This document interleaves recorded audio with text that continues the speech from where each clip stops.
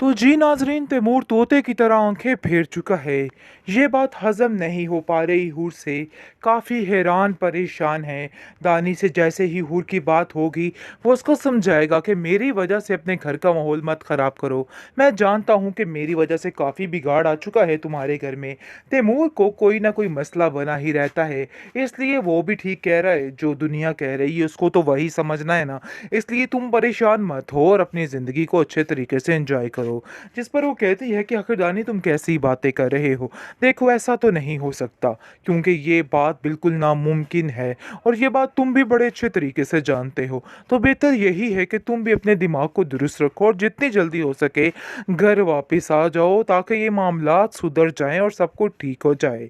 जिस पर आप देखेंगे कि दानिश को कहता है कि नहीं, जब तक ये सारी हकीकत खुल के सामने नहीं आएगी, जो इल्ज़ामात मेरे ऊपर लगे वो खुलकर साफ साजिया नहीं हो जाएंगे कि वाकई में मैंने ये सब कुछ नहीं किया था, मैं घर वापस नहीं आऊँगा। यानी वो भी अब इस चीज़ पर अटक चुका है और समझ चुका है कि अब उसका वापस जाना बनता नहीं है।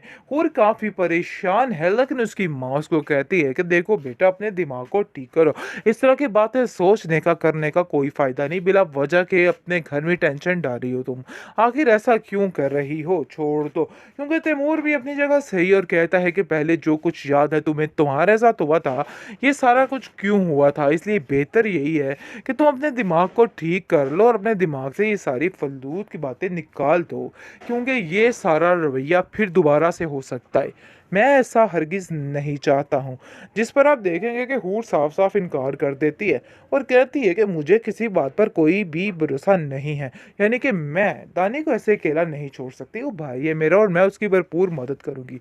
और मुझे इस चीज़ का पूरा पूरा यकीन है कि इस दफ़ा जो कुछ भी हुआ था ना, वो सब कुछ दानी ने नहीं किया था। और बहुत जल्द आप लोगों भी इन सब चीज़ों का अंदाज़ा हो जाएगा। लेकिन आप लोगों को भी ऐसा लग रहा है कि जैसे फ़िलहाल को जो नज़र आ रहा है वही हकीकत है, लेकिन ऐसा बिल्कुल भी नहीं है। बहुत जल्द सारे नतारे आपकी आंखों से खुद हो जाएंगे, फिर जाकर आप लोगों को समझ आ जाएगी कहती है। और तैमूर की ये बात बिल्कुल भी वारे नहीं है। तैमूर से उसकी फूफो कहती है कि देखो, हूर से बोलो कि अपने इस एटीट्यूड को चेंज करे। घर का माहौल ऐसे इसने बिल्कुल फन्नासा करके रख दिया है। हमारे घर में तो ऐसे जैसे नहूसत सी छा गई हो दानी की वजह से। ये दानी का रोज़ रोज़ आना जाना मुझे इधर बिल्कुल भी पसंद नहीं था। बातचीत है और फाइनल है कि दानी की बात अब इस घर में नहीं होगी। मैं बिल्कुल भी बर्दाश्त नहीं करूंगी कि दानी की कोई भी बात इस घर में दोबारा दोहराई जाए। लेकिन जब आप देखेंगे कि दानी अपनी सफाइयां पेश करेगा और कहेगा कि मैंने ऐसा कुछ भी नहीं किया, आप लोगों को मेरी बात का यकीन करना ही होगा।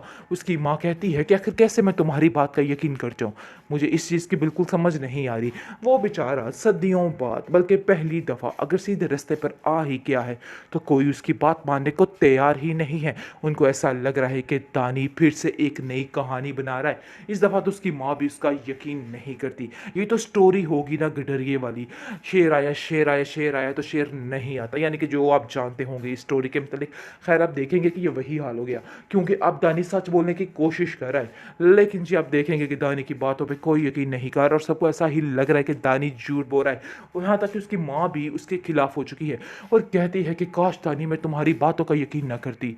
मुझे बहुत अफसोस है इस बात का कि मैंने तुम्हारी बात का यकीन किया। आखिर कैसे मैं तुम्हारे बाप को पीछे करके तुम्हें आगे किया, हूर को पीछे करके तुम्हें आगे किया, लेकिन ये मेरी बहुत बड़ी गलती थी। जिस पर दानी कहता है कि मेरा यकीन मानिए कि मैंने हर चीज़, हर गुनाह को दिल से छोड़ दिया है। आपको मेरी बात माननी होगी। एक आप ही हैं जो मेरी बात का यकीन कर सकती हैं। बेहतरीन ड्रामा सीरियल एक लव जिंदगी के इस एपिसोड में आप देखेंगे कि तैमूर के दिल से अब होर आहिस्ता आहिस्ता उतरती जा रही है, जिसका कारण उसकी पुप्पी जान है। वो दानी को लेके हर रोज़ नई मनगढ़ंत बहानी गढ़ देती है और कहती है कि इन लोगों से बच जाओ और यहाँ से निकल जाओ। तैमूर कहता है कि मेरी मजबूरी है, आखिर मैं कहाँ जाऊँ और क्या करूँ। उसका बाप साफ साफ तैमूर को कह देता है कि देखो बेटा, मेरी बेटी हूर को परेशान ना करना, इसमें इन सब चीज़ों में उसकी कोई गलती नहीं। मैं जानता हूँ कि वो दानी की हिमायत करती है, लेकिन इसका ये मतलब हरगिज़ नहीं है कि वो उसके बुरे होने में उसका साथ देती है। देखो, मैं तुमसे गुजारिश करता हूँ कि ये सब कुछ भूल जाओ और अपने दिल से निकाल दो। आप देखेंगे कि उसकी माँ कहती है कि बेटा परेशान होने की ज़रूरत नहीं है, दानी अब बहुत बेहतर है। अब वो ठीक है और उम्मीद है कि आगे से ऐसा कुछ भी नहीं होगा, क्योंकि दानी का बाप दानी की किसी बात का यकीन नहीं करता। जैसे ही दानी होश में आएगा अपनी माँ को सारा माजरा बताएगा कि मेरे साथ क्या क्या हुआ है। उसकी माँ जो है वो कहती है कि तुम्हारी बहन तुम्हारे लिए इतनी परेशान है, क्या तुम इन बातों को समझ सकते हो? देखो, इन चीज़ों से दूर हो जाओ तो बेहतर है। इन सब चीज़ों में गलती मेरी है।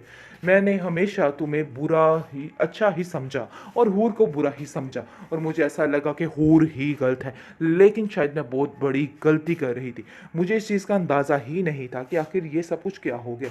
आप देखेंगे कि तैमूर जो है वो काफ़ी ज़्यादा परेशान है, क्योंकि वो बहुत ज़्यादा शिकार हो चुका है एहसास कमतरी का। जैसे ही वो अपने ससुराल में जाता है, वहाँ की बातें सुनता है, घर आता है, उसकी पुप्पो जो आ चुकी हैं वो उनकी बातें सुनता है, और वो डबल माइंडेड होता जा रहा है कि आखिर वो करे तो क्या करे। उसको कुछ समझ नहीं आ रही कि उसको फैसला क्या करना है।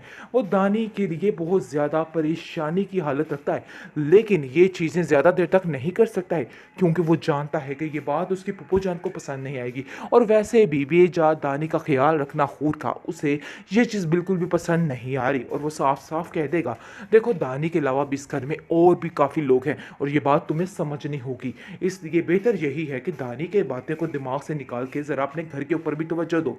ये बातें भी तुम्हारे लिए बहुत ज़रूरी हैं। आप देखेंगे जी, हूर जो है वो काफ़ी ज़्यादा परेशान हो चुकी है और दिन रात अपने भाई की याद में रोती चीखती बिलकती रहती है। और तैमूर की ये बात बिल्कुल भी वारे नहीं है। तैमूर से उसकी फूफो कहती है कि देखो, हूर से बोलो कि अपने इस एटीट्यूड को चेंज करे। घर का माहौल ऐसे इसने बिल्कुल फन्नासा करके रख दिया है। हमारे घर में तो ऐसे जैसे नहूसत सी छा गई हो दानी की वजह से। ये दानी का रोज़ रोज़ आना जाना मुझे इधर बिल्कुल भी पसंद नहीं था। बात ये तय और फाइनल है कि दानी की बात अब इस घर में नहीं होगी। मैं बिल्कुल भी बर्दाश्त नहीं करूंगी कि दानी की कोई भी बात इस घर में दोबारा दोहराई जाए। लेकिन जब आप देखेंगे कि दानी अपनी सफाइयाँ पेश करेगा और कहेगा कि मैंने ऐसा कुछ भी नहीं किया, आप लोगों को मेरी बात का यकीन करना ही होगा। उसकी माँ कहती है कि आखिर कैसे मैं तुम्हारी बात का यकीन कर जाऊँ, मुझे इस चीज़ की बिल्कुल समझ नहीं आ रही। वो बेचारा सदियों बाद, बल्कि पहली दफ़ा अगर सीधे रास्ते पर आ ही गया है तो कोई उसकी बात मानने को तैयार ही नहीं है। उनको ऐसा लग रहा है कि दानी फिर से एक नई कहानी बना रहा है। इस दफ़ा तो उसकी माँ भी उसका यकीन नहीं करती। ये तो स्टोरी होगी ना गडरिए वाली, शेर आया शेर आया शेर आया तो शेर नहीं आता, यानी कि जो आप जानते होंगे इस स्टोरी के मतलब।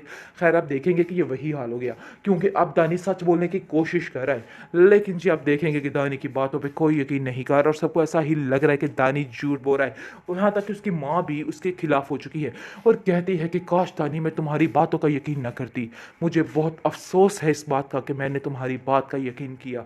आखिर कैसे मैं तुम्हारे बाप को पीछे करके तुम्हें आगे किया, हूर को पीछे करके तुम्हें आगे किया, लेकिन ये मेरी बहुत बड़ी गलती थी। जिस पर दानी कहता है कि मेरा यकीन मानिए कि मैंने हर चीज़ हर गुनाह को दिल से छोड़ दिया है। आपको मेरी बात माननी होगी, एक आप ही हैं जो मेरी बात का यकीन कर सकती हैं।